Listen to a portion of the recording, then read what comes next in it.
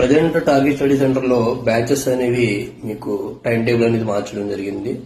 Morning 7 నుంచి 8 మధ్యలో arithmetic classes జరుగుతూ ఉంటాయి.